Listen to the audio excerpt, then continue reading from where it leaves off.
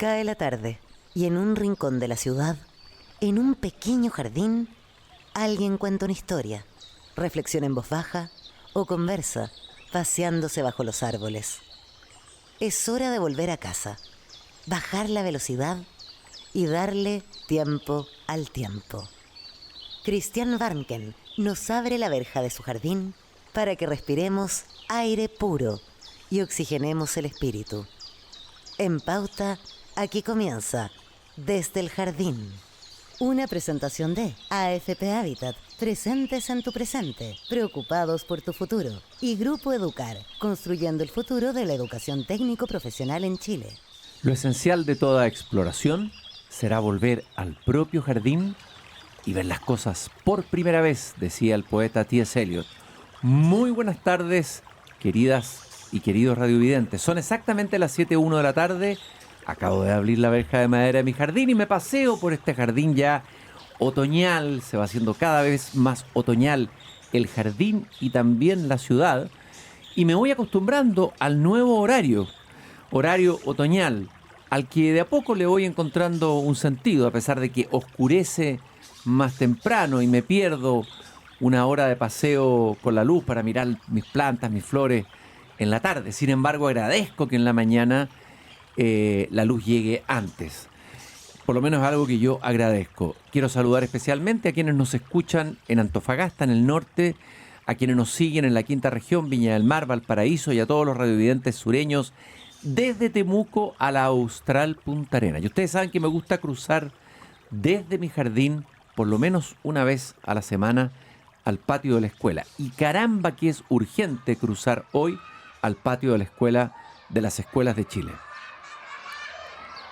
Y cada vez que entro en la escuela es inevitable que me encuentre con ella, con la gran inspiradora, por lo menos para mí, Gabriela Mistral. Muchas de las cosas que hemos menester tienen espera, el niño no. Él está haciendo ahora mismo sus huesos, criando su sangre y ensayando sus sentidos. A él no se le puede responder mañana, él se llama ahora. El llamado urgente de Gabriela Mistral, él se llama ahora. Ese lindo tema que es la relación del niño con el presente. Un presente que no permite que podamos postergar su interpelación desde ese presente. Las cosas se juegan ahora en la escuela, por eso es que es tan dramático y son tan dramáticos los problemas cuando no nos enfrentan. Parece que no la escuchamos. Y parece que no la escuchamos. Escuché una voz ahí, alguna voz escondida en el jardín. ¿Qué dice Gabriela Mistral? Enseñar siempre, en el patio y en la calle como en la sala de clase. Enseñar con la actitud, el gesto y la palabra. Vivir las teorías hermosas, vivir la bondad, la actividad y la honradez profesional. Amenizar la enseñanza con la hermosa palabra, con la anécdota oportuna y la relación de cada conocimiento con la vida. Dice, entre otras cosas, Gabriela Mistral, siempre son pensamientos inspiradores y siguen siendo en muchos sentidos absolutamente actuales, a pesar de que muchos fueron escritos hace muchas décadas atrás. Y hoy día estamos convocados en el jardín, y lo hicimos también en la semana pasada, para más que comentar, analizar o tratar de buscar alguna respuesta a un tema que ya se ha vuelto endémico, el tema de la violencia en los colegios. Algo que había sido advertido por muchas voces antes, que parece que no fueron escuchadas, y que uno hubiera esperado que ese acontecimiento terrible que pasó en Calama, que terminó con el fallecimiento de una inspectora, con alumnos de menos de 15 años heridos, algunos graves, y otros funcionarios del colegio también heridos, lamentablemente se han ido repitiendo. Hay dos situaciones similares en la ciudad de Valparaíso. Hay también una detención, fíjese que este hecho es brutal, de una alumna de un liceo de Villarrica que publicó en un sitio de confesiones que hoy, el día de hoy día lunes, habría un tiroteo con un fusil, incluso decía la marca del fusil. La estudiante fue detenida.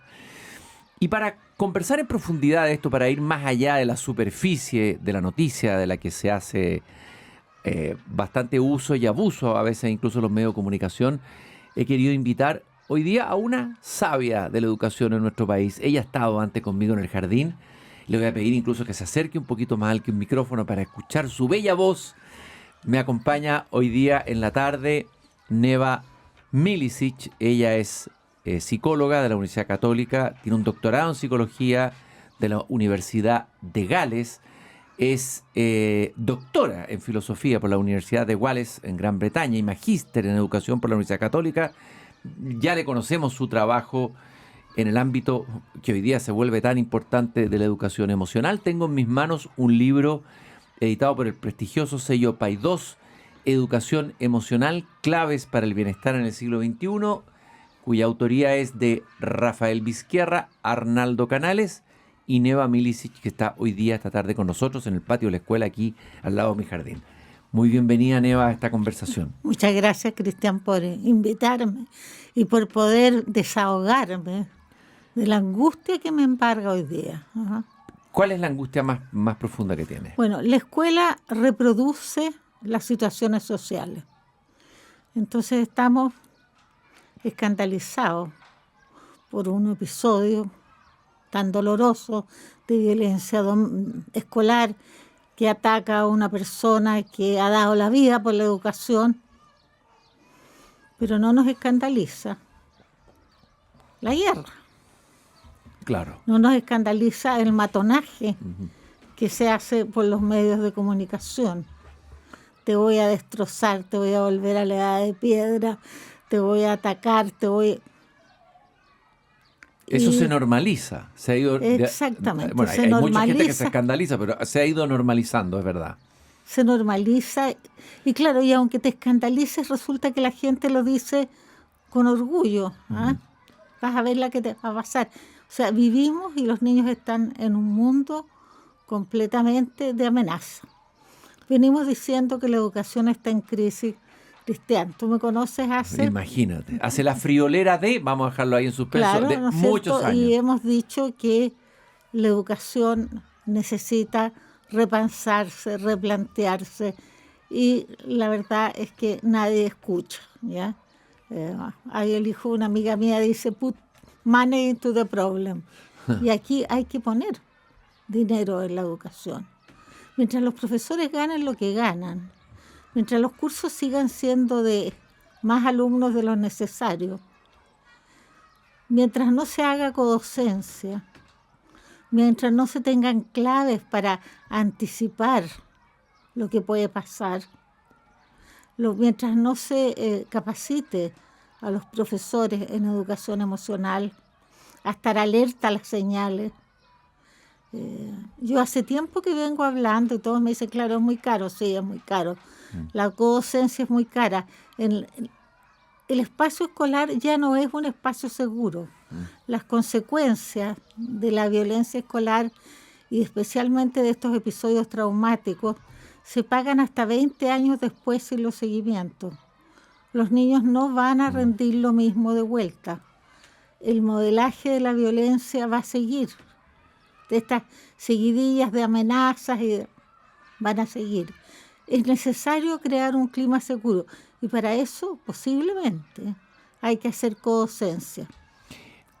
Me gustaría que nos explicaras en qué consiste esa codocencia, que tú has pedido varias veces.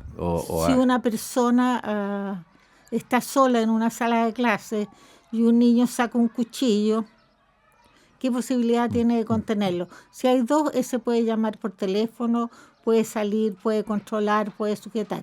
La educación de párvulos funciona maravillosamente bien porque hay un educador de párvulos y hay una persona, un asistente de la educación que está ahí, ¿no?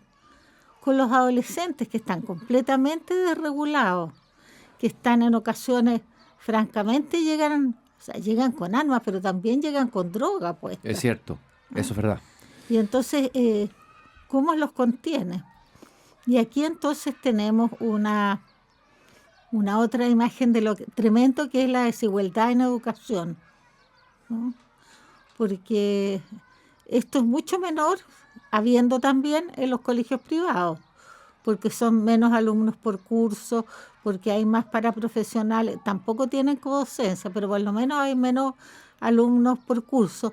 Y además, en las situaciones de integración y de inclusión con niños con necesidades educativas especiales, ahí hay un asistente de aula, que no solamente está para asistir al niño que tiene dificultades, sino que en general se desea que esté al servicio de todo el grupo curso, de tal manera que el niño no quede estigmatizado, ¿ah? Pero claro, su ojo está puesto especialmente en el niño que está teniendo más dificultades para aprender. Tú, me imagino que miraste el caso de lo que ocurrió en Calama, el caso de ese niño. A ver, ¿qué es lo que ves tú ahí? ¿Qué es lo que se puede aprender de este caso, el caso particular de este niño en relación a otros casos que puedan haber como este, similares? Que el niño tenía problemas de antes, ¿ya? Que todo el mundo lo sabía y que no había una atención psicológica y psiquiátrica apropiada. Si ahora tú tienes un niño con ideación suicida, me dicen las psicólogas de colegio, entonces, claro, uno sabe que por protocolo es necesario ir al psiquiatra. Y el psiquiatra le da hora para 8 meses. Imagínate. ¿Ah? Imagínate. O sea, el niño se suicidó entre medio. Uh-huh. ¿Cómo marca un suicidio a una familia? ¿Cómo marca un suicidio a los compañeros? ¿Ah? El efecto de modelaje que eso tiene. ¿Ah? La tristeza. O sea, tú sabes que sin bienestar emocional no hay aprendizaje. Eso ya lo sabemos. Es un dato de la causa. Es un dato de la causa. Hay tantos libros, tantas personas que en el mundo entero están diciendo esto hace tanto tiempo, ¿no es cierto? Sí. Y después de la pandemia tuvimos un buen remesón en el sentido de saber que la salud mental se fue al tacho, que 1 de cada 8 personas está teniendo trastornos importantes, que más del 25% de la población escolar tiene trastornos.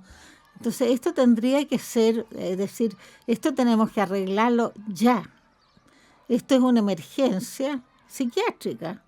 Y imagínate lo que va a ser después de la guerra.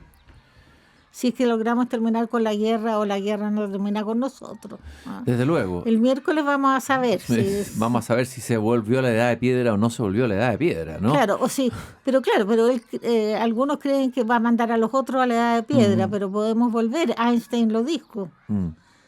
No sé, le preguntaron cómo creía él que iba a ser la Tercera Guerra Mundial, y él dijo, no sé, pero sí sé que la cuarta va a ser con palos y piedras. Sí, era famosa esa frase. Fíjate que tú el 2007 escribiste, cuando se vive en un mundo tan violento como el actual, no es extraño que la violencia haya llegado al contexto escolar. El año 2007 escribiste esto, Neva. Nosotros planteamos, el año 2014, publicamos el primer libro que tenía que ver con educación emocional, con Christian Berger, Alejandra Torretti y Lidia Alcalde, producto de 6 años de investigación Fondesit. O sea, habíamos empezado 6 años antes a investigar. Y en este libro planteábamos, digamos, que la violencia escolar era un problema que iba en aumento. Pero claro, llegó a un aumento que es exponencial y que ya no es solamente que los niños se dan un puñete, que los niños se garabatean, que se escriben un WhatsApp, sino que estamos con armas, ¿no? Estamos con armas y hay plataformas, incluso grupos, tú estabas leyendo hoy día, que promueven las matanzas en los colegios. O sea, se ha convertido en una suerte de moda terrible. Ahora, apareció hablando la ministra de Educación, se ha hablado del tema de los detectores de metales y revisiones de mochilas, no como la solución del problema de la violencia. Pero, ¿qué te parecen a ti esas medidas de hacer más flexibles las medidas que se tomen o los reglamentos que se instauren para que los directivos de cada colegio tomen las decisiones que corresponden a cada realidad? ¿Cómo te parece que está bien partir por ahí? O sea, no sé si partir por ahí, pero no me podría oponer dado lo que hemos visto. Uh-huh. Lo ideal habría sido anticiparse y hacer una prevención en términos de salud mental, haber tenido programado a los profesores. Las conversaciones en los colegios están ausentes. El trabajo de grupo en los colegios está ausente. En los trabajos de grupo tú te das cuenta y palpas cuando los niños conversan a dónde están, ¿ah? ¿Qué están haciendo? ¿Qué están pensando? ¿Qué están tramando? ¿Cómo puede ser que en los baños de un colegio hayan bombas Molotov y nadie se haya dado cuenta? Eso es impresionante. Cuando los niños hacen ostentación de lo que hacen, ¿no?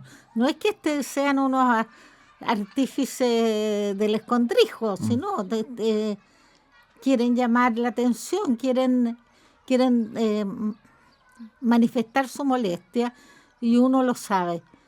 No hay conversaciones. Los aparatos y las pantallas tienen también mucha culpa en esto. ¿Cuál es tu mirada sobre los aparatos y el elemento digital? Bueno, que cuando tú normalizas el matar y el mayor puntaje que tengas es mientras más gente mate, el inconsciente no se rige por el juicio de realidad. Y lo que es real para el inconsciente va a surgir en algún momento en la conducta. Estamos jugando a matar el día completo. Se ha disminuido la empatía porque tú ahora me estás mirando a los ojos. Claro. ¿ya? Sí, lo estamos mirando como tiene que Entonces ser. es una ¿no? conducta empática. Cuando tú me miras a los ojos, a mí se me activan las neuronas espejo que son las responsables de la empatía. Mientras las madres de repente le dan la pechuga a la guagua mirando el celular, sin mirarla a los ojos, mientras los niños no se miran a los ojos, la verdad es que hay una disminución de la empatía y de la compasión. Que como dice la Rosa Montero, la compasión es la palabra más linda del vocabulario. ¿Qué compasión están manifestando los líderes mundiales, me puedes decir tú? ¿Y qué compasión están manifestando la gente? La única salvación y disminución, uno no agrede a la gente con la que tiene vínculo, ni siquiera a los perros, no agreden a la gente, uno agrede a quien no tiene vínculo. La gran solución es crear vínculos de cooperación y de colaboración en la escuela.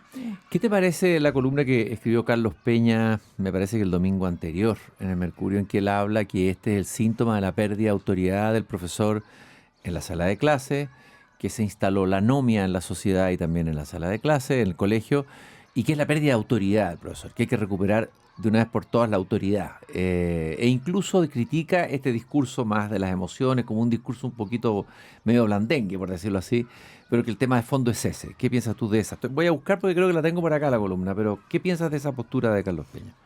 Mira, yo admiro harto a Carlos Peña. Encuentro en general bastante lúcidas sus apreciaciones de la realidad. En esta no estaría del todo de acuerdo, o sea, porque si bien creo que hace falta autoridad, la autoridad se tiene cuando tienes respeto del otro.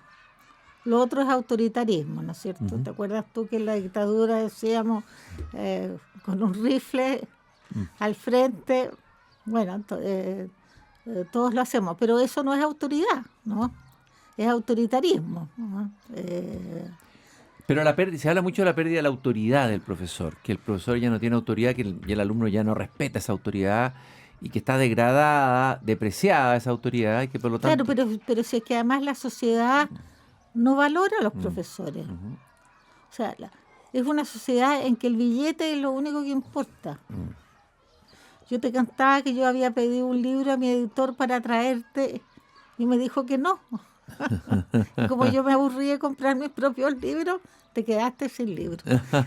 Pero uno dice, no hay una valoración de lo intelectual. Uno pensaría que esta conversación podría iluminar a alguien en una idea, por lo menos, ¿no es cierto? Y entonces uno ayudaría a que esta conversación fuera más. Pero no.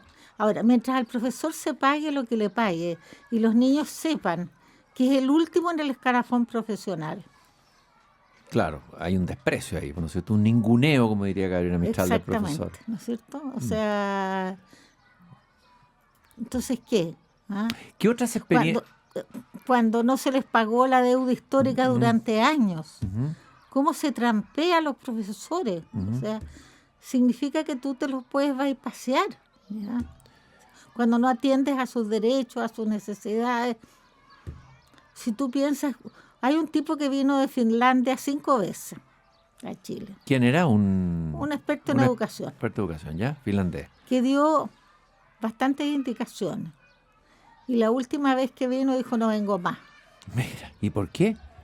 Porque no hacían nada de lo que les decía. Porque en Finlandia tienen menos horas de clase, más horas de movimiento, más horas de juego. Estar en estado de flujo es importante para aprender. ¿Cuál es el estado de flujo para quien nos está escuchando? Cuando tú encuentras que esta conversación fluye entre nosotros Pero dos. por supuesto, siempre ha fluido, así que... Claro, ¿no es cierto? Cuando una cosa fluye, el tiempo se pasa muy rápido y tú estás interesado en la situación. Cuando la conversación no fluye, cuando la relación no fluye... Está mirando la hora, ¿no es cierto? Que termine Pucha, me me quedan todavía 10 claro, minutos. Claro, ¿ah? lógico. ¿Tú te acuerdas en la sala de clases cuando uno decía, oh, ¿ah? En esa época, ahora los niños no pueden mirar el celular para ver la hora, pero van a tener que volver al reloj, digamos. Esta sensación de que te agobia. Entonces ellos tienen más aire libre, más calma, más bienestar, el saber que a no todos se les puede exigir lo mismo, ¿ya? Que cada cual tiene sus talentos.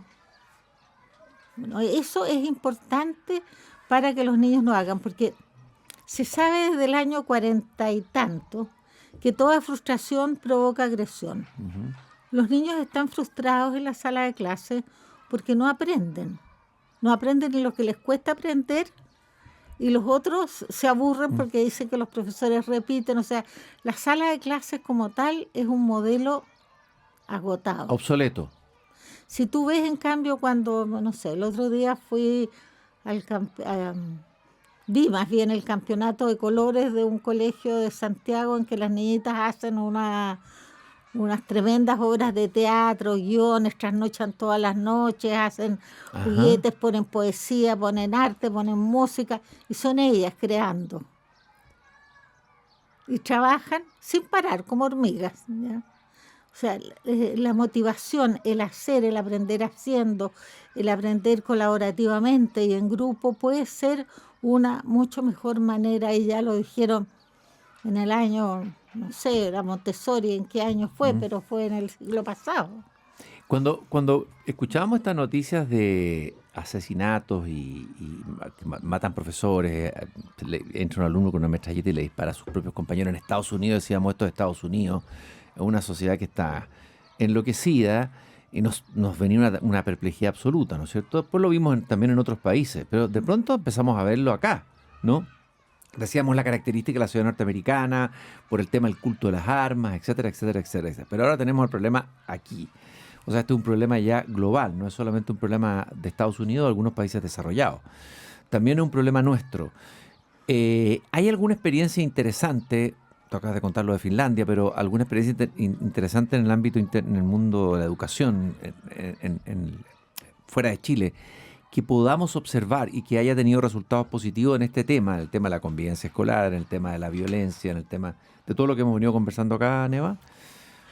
Los países nórdicos parece que están mejor que nosotros, ¿eh? ¿Ya? Tienen menos agresión, tienen un cierto nivel de mayor paz social. También tienen drogadicción. Sí, mira, cuando entró la droga... Y también tienen suicidio. ¿Ah? Y también tienen niveles de suicidio altos. Alto bueno, suicidio, sí. En los países asiáticos también hay altas tasas de suicidio.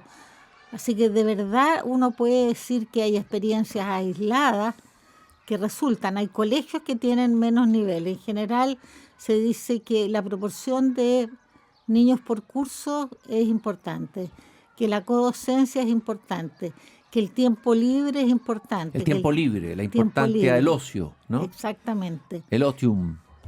La importancia de la música y las artes, por ejemplo. La música sincroniza los cerebros. La gente que está en un coro, cuando canta, tiene los cerebros sincronizados. Y cuando tú ves en un partido de fútbol a los futbolistas que se van a matar media hora más tarde, los ves con la manito aquí cantando la canción nacional, lógico, como preescolares. O sea, una de las medidas sería más música. más Aunque música maestro, más música maestra, más arte más en los arte colegios, y ¿no es más cierto? participación de los niños y más adultos en la sala de clase. Yo diría que el tema en muchos países en que hay violencia, porque 4 ojos ven más que uno, el que está enseñando no está mirando a los niños. Yo durante mucho tiempo hice observación de clase con mis alumnas Ajá. y la verdad es que tú estás en una posición privilegiada. Y un director de una escuela en el sur me decía, yo sé cuáles son los alumnos que van a dar problemas, porque los miro, porque voy a las salas, porque entro a las salas. ¿Ya? Si los profesores tuvieran más tiempo para conversar, Y están agobiados por la burocracia. Están con un peso por la hora- burocrático encima. y por muchas cosas más. ¿Ah? Yo te diría por un currículum excesivo, por una idea que todos los niños tienen que aprender lo mismo. Si tienes niños en inclusión, los niños no van a aprender lo mismo. Yo hace tiempo que no estoy atendiendo a adolescentes, pero cuando atendí a adolescentes y tenían la idea de dejarlos repitiendo en cuarto medio, ponía una frase al final del informe. Escuchaba una idiotez, dejar repitiendo a alguien de cuarto medio, aunque se lo mereciera. ¿Ya? Es decir, consecuencias impredecibles pueden reducirse de esta medida. Y eso se me ocurrió una vez que el hijo de un amigo mío, que era psicólogo, estábamos en una conferencia y le pregunto cómo está el fulanito y me dice, atroz porque lo van a dejar repitiendo por segunda vez cuarto medio. Que eso es absurdo, pero Entonces, es el absurdo. no, o sea, no. ¿Ah? Claro que sí. Entonces, hacemos una fuente de frustración. Toda frustración provoca una agresión, especialmente cuando tú no te puedes defender. Entonces, hay que intentar que los niños tengan espacios en el colegio donde sus talentos puedan ser reconocidos. Tenemos que empezar desde muy temprano, ya vamos tarde. Por ejemplo, la gratitud es una virtud tremendamente importante. Qué ausente está la gratitud. Qué ausente está la gratitud en nuestra convivencia. Absolutamente. Hemos olvidado decir gracias. Gracias a la vida, como dijo Violeta Parra, ¿no? No hemos olvidado la gratitud. Es fundamental la gratitud. Hay un señor que se llama Emos, que es el más famoso en relación a la gratitud y que habla de la importancia de que los niños tengan un diario de gratitud. Qué bonito. Hay tanto que agradecer, ¿no? Pero ahora, digamos que no sea todos los días, pero que una vez a la semana o que una semana se dediquen a agradecer. ¿Cuánto mejor el vínculo? Yo te agradezco a ti, Cristian, cuando me invitaste a Concepción. Qué bien lo pasamos, Claro, con un por tipo supuesto. extraordinario. ¿Cómo se llamaba? Sí, ¿verdad que estuvimos Era un ayer? francés. Estuvimos en la Universidad de Concepción. Exactamente. Fíjate que me olvidé el francés, pero me acuerdo de ti. O sea, parece que la conversación contigo fue está mejor bien, que con el está francés. Era bien brillante él. Puede haber sido un pedagogo, era un pedagogo Era un francés pedagogo, que había sí. sacado un libro y hacía terapia y trabajo terapéutico con niños que el sistema dejaba de lado. Exactamente. Sí. Se me olvidó el nombre, pero no importa. A mí también se me olvidó, Fue una fíjate. experiencia. Él justamente trabajaba con niños que el sistema votaba y los reincorporaba, ya me acordé, trabajando mitos griegos a través de los mitos y a través de la literatura. Sí, los griegos tienen tanto que enseñarnos. Sobre la violencia, que está presente en algunos mitos que son terribles, pero ahí está elaborada simbólicamente, está trabajada. La literatura cumple esa función, ¿no es cierto, Neva? Claro, pero hay que entender que el tema de la autorregulación parte de la infancia temprana. ¿no? Y hay que enseñarles a autorregularse a través de distintas maneras, porque toda acción educativa construye cerebro.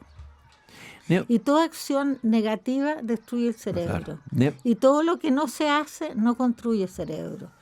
Y si pudiéramos enseñarle a los padres, tú me puedes decir, hay una cosa en la televisión que yo valoro harto, que es el pares e impares.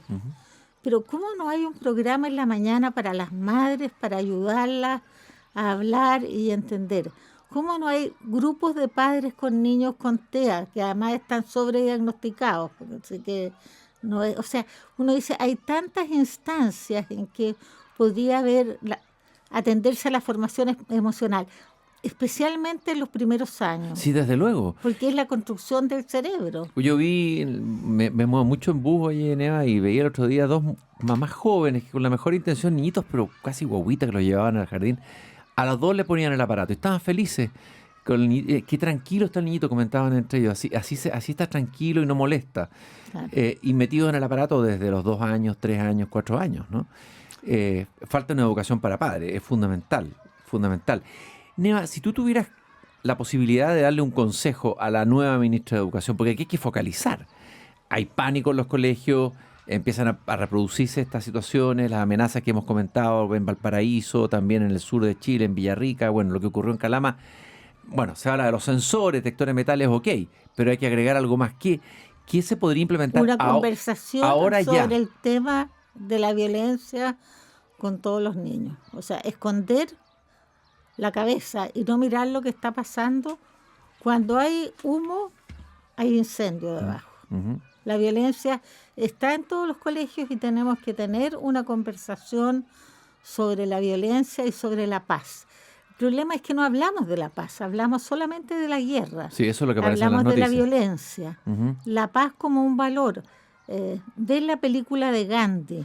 Te iba a decir el modelo de Gandhi, levantar esos modelos, ¿no es cierto? Exactamente. Volver a admirar, que los jóvenes puedan admirar esos modelos, un Mandela, un Gandhi y tantos otros, Claro, ¿no? o sea, y hacer conversaciones sobre el tema para que la gente se descomprima y también para palpar dónde están los núcleos que requieren atención. Hay gente que va a requerir atención individualizada, familias que van a requerir atención individualizada. A los profesores se les ha dejado la responsabilidad de la educación emocional, del manejo de la violencia, sin ninguna preparación. Se les puso la inclusión y tampoco se los preparó. Entonces, todo mal. Mira los currículum. Todo mal, según lo que nos estás diciendo tú. Claro, los currículum de formación de profesores en la universidad. ¿Cuántos de ellos tienen educación emocional? Si son 4 universidades las que tienen, yo cuando voy a dar conferencias siempre voy a las bibliotecas y veo y pregunto qué tienen de educación emocional. Y poco. O nada. 2 libros o nada. A propósito de educación emocional, se nos pasó el tiempo en esta caminata tan grata que hemos tenido con Neva Milici aquí en el jardín. Se me olvidó preguntarte, ¿cuál fue el capítulo que tú escribiste en educación emocional, el que te interesó abordar en este libro que acaba de ser editado en México por la editorial Paidós? Claro, bueno, no está aquí nomás pero puedes conseguirlo en línea, pero lo va a editar Planeta Chile. ¿Cuál es el tema que tú abordaste ahí, así cortito? La autoestima. ¿Ya? Los aparatos. ¿Ya? Y el tema de la autorregulación. Pero fue una conversación de los 3 primeros, ¿ya? O sea, es un libro que si bien los capítulos son discontinuos y cada uno puede leer uno aparte del otro, hay de atrás un hilo conductor. Yo estoy muy orgullosa de este libro. Te voy a contar una cosa un poco narcisa. Ya, un poquitito narcisismo, un cariñito al ego, un masajito, claro. ¿no es cierto? Cuando yo había trabajado algunas veces con Rafael Vizquerra y también con Arnaldo Canales, y un día me llama por teléfono Rafael Vizquerra, que es la persona que más sabe de educación emocional en Europa, es el presidente de la RIEV, que es la Red Internacional de Educación Emocional, y me dice, Neva, quiero invitarla a tomar un café. ¿Ya? Fui y me dijo, ¿sabes qué? Yo quiero escribir un libro con usted. Mucha, maravilloso. O sea, qué invitación, qué honor. Claro. Y qué honor haberte tenido acá por lo mismo. Fue súper bueno porque es la sensación de una persona que es súper importante y que se preocupa por lo que pasa en Chile, pero se preocupa por lo que pasa en América Latina. Y qué honor también que los mexicanos hayan querido publicarnos. Ninguno de nosotros 3 es mexicano. Bueno, es que además México tiene ¿cómo se llama? Tiene un mundo editorial riquísimo y cultural extraordinario. Es un país donde hay mucha violencia, entre paréntesis, las paradojas de México, un país fascinante y al mismo tiempo tan violento. Querida Neva, muchas gracias por esta caminata que tuvimos esta tarde aquí en el patio de la escuela al lado de mi jardín. Los que quieran buscar más sobre el tema educación emocional, claves para el bienestar en el siglo XXI, de los cuales coautora Neva Milici, en Paidós, lo buscan en internet, en todas las plataformas que hay para pedir libros por internet. Fue un gusto, como siempre, haber conversado, haberte mirado, haber empatizado, haber dialogado, como se debe hacer en los colegios y como se debe hacer en todas partes también en la familia. Nos quedó pendiente una conversación sobre tu libro. Pero eso para otro momento. Que me gustó mucho, que me lo leí en el verano y ¿Sabes lo que me pasó con tu libro? Que yo alguna vez, en vista que todo lo que uno hace en educación, la verdad es que rinde bien poco, ¿no? Alguna vez también pensé volver a los pensamientos políticos, ¿ah? Y me alegré tanto de no haberlo hecho y me sirvió tanto tu libro para decir, tampoco era el camino. Bueno, Porque cada uno a sus talentos. Qué buen libro, qué buen análisis muchas gracias, Nea. de la Me situación. pillaste de sorpresa, esto no estaba preparado. ¿Ah? Un cariñito, nos fuimos los dos con un cariñito al ego a la pausa. Muchas gracias por haber conversado conmigo, Neva Milicic, en Desde el Jardín. Esperamos tenerte pronto de nuevo acá para una nueva conversación. Recordarles que nos acompaña Grupo Educar, construyendo el futuro de la educación técnico profesional en Chile. Conoce más sobre nuestro trabajo en grupoeducar.cl, y AFP Habitat tiene 3 planes APB pensados para quienes planifican su futuro: Plan Impulso, Plan Proyección y Plan Futuro Total. Más información en afphabitat.cl. Yo regreso en unos minutitos más. Ya estamos de regreso con Cristian Barken directamente desde el jardín, en Radio Pauta 100.5. Son las 7:39 de la tarde y yo soy Cristian Barken, el jardinero de este pequeño jardín al fin del mundo. Estamos transmitiendo directo desde mi jardín. Hoy día, 6 de abril, pero de 1992, en la ciudad de Nueva York, fallecía uno de los más grandes escritores de ciencia ficción del siglo XX. Me refiero a Isaac Asimov. Una historia interesante la de Isaac Asimov.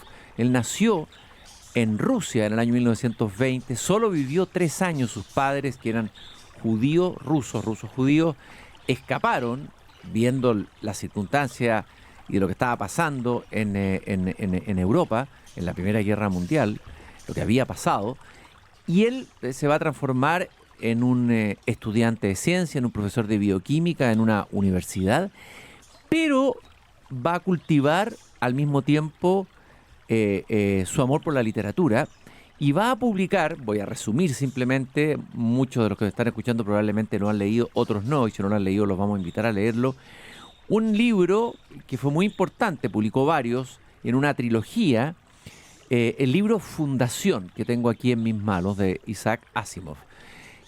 ¿Qué es lo que plantea la historia de Fundación?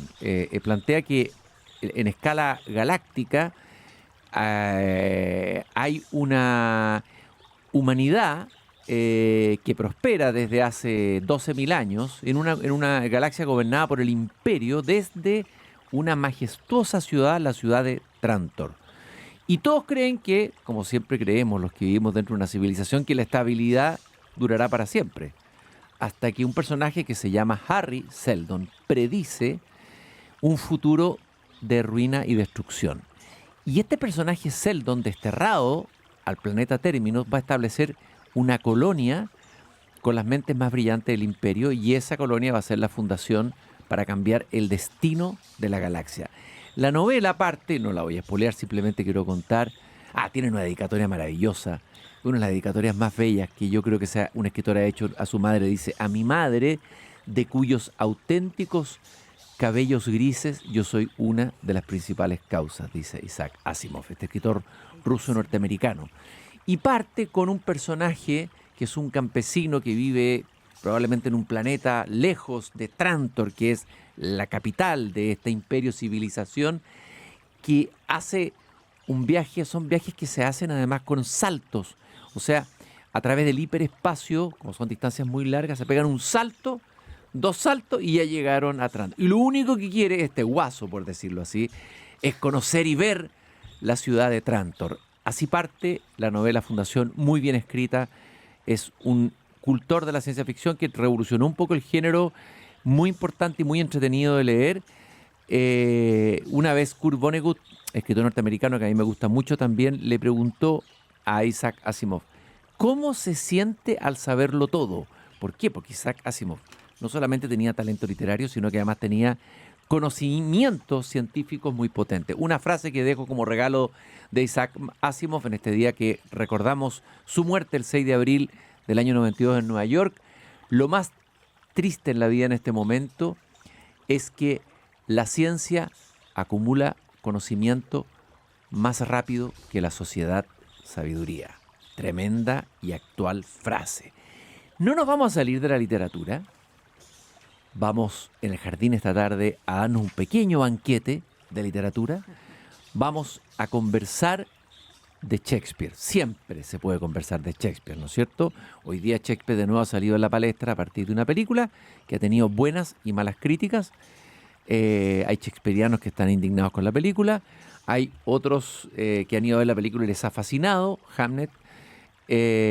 Bueno, resulta que la editorial universitaria acaba de publicar 3 comedias de Shakespeare en una traducción de un gran traductor, Juan Cariola, que hace una versión, vamos a verla distinta de otras versiones que hemos conocido en Chile. Conocemos, por ejemplo, la famosa de Nicanor Parra, del Rey Lear, la de Romeo y Julieta de Pablo Neruda, la de Zurita también, que tiene una versión de Shakespeare. ¿Y quién mejor que para hablar de este libro, de estas comedias? ¿Se puede leer o no el teatro o hay que verlo? Le vamos a preguntar también. Yo creo que Shakespeare se puede leer. Ella es profesor titular del Instituto de Literatura de la Universidad de los Andes, doctora en estudios shakespearianos en la Universidad de Birmingham y además tiene un magíster en literatura inglesa de la Universidad de Oxford y tiene que ver con esta edición y con esta publicación reciente de Shakespeare. Paula Baldwin, aquí en Desde el Jardín. Paula, muy bienvenida a esta conversación shakespeariana aquí en el Jardín. Buenas tardes, Cristian. Buenas tardes a los que nos están escuchando. Ahí se escucha mejor. Gracias por invitarme a este programa. Para mí la verdad es que hablar de Shakespeare es como hablar de la felicidad máxima de cualquier cosa que tenga que ver con la literatura, la verdad. Pero claro, Shakespeare para mí es mi trabajo diario, no solo enseñándolo, sino que también traduciéndolo. Y me tocó estar involucrada en esta nueva publicación de Editorial Universitaria con mi colega y amigo Braulio Fernández, con quienes también hemos traducido antes algunas obras de Shakespeare, El Rey Lear, La Tempestad, Noche de Reyes. Y a mí me ha tocado particularmente investigar y escribir sobre Juan Cariola Larraín, Juan Agustín Cariola Larraín. Háblanos un poco de él, de este traductor. Bueno, tú sabes que él es el chileno que más obras de Shakespeare ha traducido hasta ahora. Él murió en el año 1981, que fue el mismo año que la primera publicación de 3 comedias salió con Editorial Universitaria. Tradujo estas 3 comedias, El Mercader de Venecia, Sueño una noche de verano y Como gustéis. Y tradujo también 3 tragedias, Hamlet, Romeo y Julieta y Otelo, también en un volumen de 3 comedias, pero por separado. Resulta que nadie sabía nada de quién era este personaje, Juan Cariola. Yo, por temas de trabajo, de investigación, empecé a ver, bueno, quiénes habían traducido Shakespeare en Chile, desde cuándo. Tuve la suerte de que me pidieron escribir la voz o la entrada de una enciclopedia acerca de Shakespeare, una enciclopedia de la Universidad de Stanford, y me la encargaron y yo dije, bueno, tengo que hacer una sección de traductores, porque tenemos grandes traductores en Chile, como los que tú ya mencionaste, y empecé, como los investigadores lo que más nos gusta es el misterio, así como Asimov. Claro. Y empezar a buscar, los investigadores son detectives salvajes, para usar la expresión de Bolaño. Exacto. Y me di cuenta que, bueno, que la primera traducción de Shakespeare en Chile había sido en 1944, que hasta Uribe había traducido una parte de un texto, y así empecé, y de repente llegó a este señor, Juan Agustín Cariola Larraín. Llamo a la editorial universitaria, al director general de ese momento, nadie sabía nada, nadie se acordaba por qué lo habían contratado, de dónde había salido. Mira, qué increíble. Empecé a buscar datos en internet, la familia, di con un cuñado que estaba casado con una hermana, pero la hermana ya estaba mayor y no estaba en condiciones, digamos, de acordarse, hasta que di con un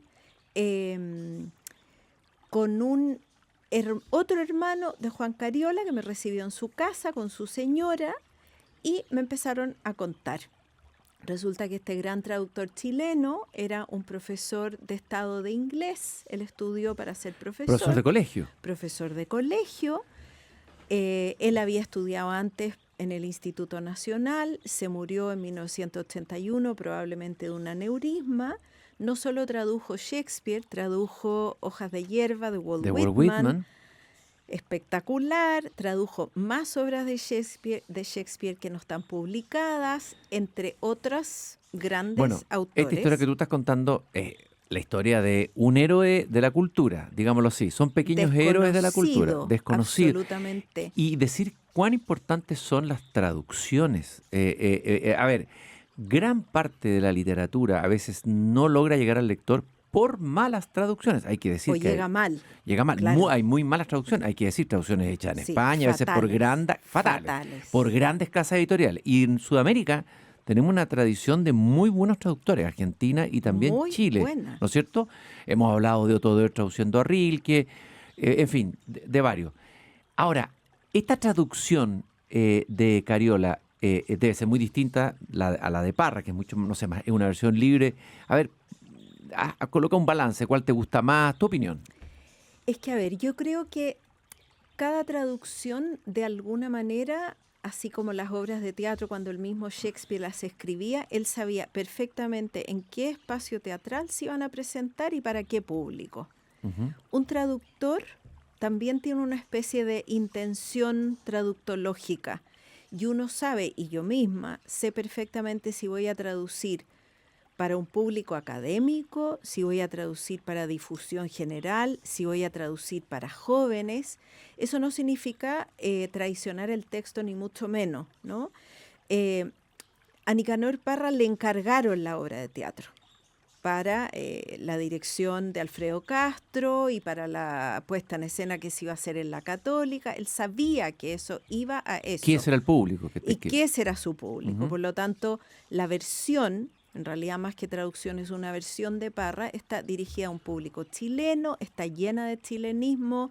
Hay partes en que Nicanor mantiene los dos textos en paralelo en inglés y en castellano, conserva la puntuación inglesa en algunas partes solo al final, transforma, le dice a Liartata, canta que llueva, la vieja está en la cueva. Bueno, poeta y antipoeta con todas las libertades propias de un creador, y uno le permite esas libertades, ¿no es cierto? Cuando con Braulio hemos traducido, lo hemos hecho particularmente para la enseñanza, por lo tanto son traducciones que fluyen, que se han ocupado también en algunas puestas en escena, pero que tienen notas, tienen explicaciones, de manera que un profesor pueda explicar. Te quería preguntar algo. Tú partiste diciendo que a ti Shakespeare, hablar de Shakespeare te producía felicidad. Se te encendieron los ojos. Total. Tu sonrisa, pero esplendió aquí en el jardín. Total. Ya. Esa felicidad que ha producido Shakespeare en quienes lo han leído a través de los tiempos, es una felicidad que también pueden acceder a ella las nuevas generaciones, los millennials, leyendo a Shakespeare. A ver, ¿cuál es la experiencia? Tú tienes alumnos en la universidad, pero también imagino hay razón de colegio, estos textos que llegan a los colegios, no sé. ¿Qué pasa con Shakespeare hoy? Mira, mucha gente dice que Shakespeare es muy difícil, que los jóvenes de hoy les gusta leer cuestiones más sencillas, más rápidas, pero yo creo que eso es un gran error. O sea, yo pienso que Shakespeare es un mar sin orillas de emociones, de conflictos. Yo creo que Shakespeare es siempre actual, porque los temas que toca, como son humanos, siempre nos atañen, nos identifican, nos permiten aprender de nosotros mismos, de los otros. Y cuando la traducción es buena, efectivamente, y en ese sentido, por ejemplo, el Hamlet de Editorial Universitaria de Cariola va en la reimpresión número 30 y algo. Claro, ese circuló en los colegios, Es está en las bibliotecas. el que más se usa en los colegios. Ahí la pregunta, danos un ejemplo de alguna temática actual o algo que desde Shakespeare puede iluminar nuestra actualidad o alguna de nuestras preocupaciones o de los temas que nos preocupan. Un ejemplo de alguna obra. A ver, hay miles. Lógico, obvio que hay miles. Voy a tomar alguno de las 3 comedias, que es la nueva publicación de Editorial Sueño una Universitaria. noche de verano, recordemos, El mercader de Venecia, que hay una película, ¿no es cierto?, interpretada por Robert De Niro. Sí, espectacular. Espectacular, y Como gustéis, ya. Sí. Estamos en un género de comedias. Uno podría decir, bueno, ¿qué me puede aportar a la vida de hoy la comedia aparte de reírme, ¿no? Y siempre se cree que la comedia es algo más superficial. Craso error, es un gran género, ¿no? Craso error, decía en un ensayo maravilloso que se los recomiendo, seguro que tú lo leíste, pero un ensayo que se llama La risa, de Henri Bergson, De de Henri las Bergson. mejores cosas que he leído. Ese ensayo filosófico sobre Es la risa. una maravilla, donde él explica que lo cómico y la risa es lo único propiamente humano. Es lo humano. Dolor sentimos todos. Sí. También cuando te Sí. pinchan con un alfiler o cuando uno Sí. a un perrito o a un gato, ojalá no, pero le pega o le hace algo, se siente dolor físico. Pero la risa requiere de un contexto cultural, de una cierta comprender una ironía, de cierto razonamiento. Y el ser humano es el único que ríe conscientemente. Y además ¿no? nos salva la risa en momentos difíciles. Exactamente. También es un arma de resistencia en periodos difíciles de la historia, en regímenes Exactamente. totalitarios. O sea, la risa ha cumplido un papel en la historia. Entonces, en estas comedias hay temas muy actuales. ¿Cómo ¿no? cuáles? Uno. Por ejemplo, lo pasajero y lo efímero del amor juvenil. Por ejemplo, la importancia de la misericordia y del perdón en nuestra sociedad actual. Yo creo que nadie ha dicho de manera más clara y mejor que Porcia en El mercader de Venecia lo que es la misericordia, que es una actitud casi divina, ¿no? Y de hecho por ahí me anoté un texto por si después tenemos tiempo. No, pues sería bonito ver ahora mismo. Pues lo leo, pero de inmediato. Lógico, además, porque lo imprimí así con letra grande para poder imagínense el leer. lujo que nos estamos dando aquí en la radio. Vamos a leer un fragmento de Shakespeare en vivo. Son las 7:54. Estoy con Paula Baulding, profesora titular del Instituto de Literatura de la Universidad de los Andes, quien es parte de esta publicación o reedición de 3 comedias de Shakespeare de Editorial Universitaria. Vamos. Bueno, Juan Cariola traduce la mayoría de los textos en prosa, pero en este caso hace un intento de verso, ¿no? Él no utiliza ni chilenismos ni nada, en un español estándar, repite el texto de Porcia, que dice: la naturaleza misma de la misericordia es su espontaneidad. Cae como la suave lluvia del cielo sobre el suelo. Es 2 veces bendita. Bendice al que la da y al que la recibe. Es lo más poderoso en los todopoderosos. Le sienta más al monarca en su trono que su misma corona. Su cetro muestra la fuerza del poder temporal, el atributo del respeto y la majestad en que residen el temor y obediencia de los reyes. Pero la misericordia está por encima del poder del cetro. Tiene su trono en el corazón de los reyes. Es un atributo de Dios mismo, y el poder temporal se muestra divino cuando la misericordia tempera la justicia. Por lo tanto, judío, aunque en tu alegato pides justicia, considera esto. Si se hiciera justicia, ninguno de nosotros encontraría la salvación. Imploramos misericordia, y esa misma plegaria debiera a todos enseñarnos a ejecutar actos de misericordia. Es decir, esto reemplaza cualquier trata. En una comedia. O sea, en una comedia. Oye, impresionante. Primero, la belleza del texto. Segundo, la capacidad de sintetizar. La Más que, o sea, la profundidad, mucho más que un tratado filosófico, fenomenológico. Hay una fenomenología de la misericordia. En fin, cuando dice, le sienta mejor al monarca en su trono que su vasta corona, algo así, ¿no? Es mucho más importante. Es más importante, que actual de todo lo que está pasando hoy día en el mundo. Y no pedimos justicia, pedimos misericordia. Qué maravilla cuando dice que cae como el agua del rocío, esa misericordia. Bueno, perlas como esta, está llena la obra de Shakespeare de perlas, como ya sabemos, el famoso monólogo de Hamlet, el final trágico de Macbeth, ¿no es cierto? La vida es un cuento contado por un idiota y tantas otras, ¿no? ¿Te sabes algún pedacito en inglés o podrías leer un pedacito en inglés? Para sentir el sonido. ¿Cómo A es la ver, sonoridad en Shakespeare? Para el que no sabe inglés. Me fascina, bueno, a mí El Rey Lear es mi obra favorita de Oh, Shakespeare. es tremenda, es tremenda. Es tremenda, pero tremenda. la amo. Es feroz, es feroz. Y es muy bonito porque ahí en esa obra hay una mezcla en el universo de Lear entre el universo cristiano, el universo pagano, el destino, los dioses, la naturaleza, que Edmundo dice que es su diosa, y en un momento uno de los personajes comenta sobre cómo a veces los dioses nos manejan desde lo alto y nosotros somos una especie de títere, y dice: "As flies to wanton boys, that's what we are to the gods."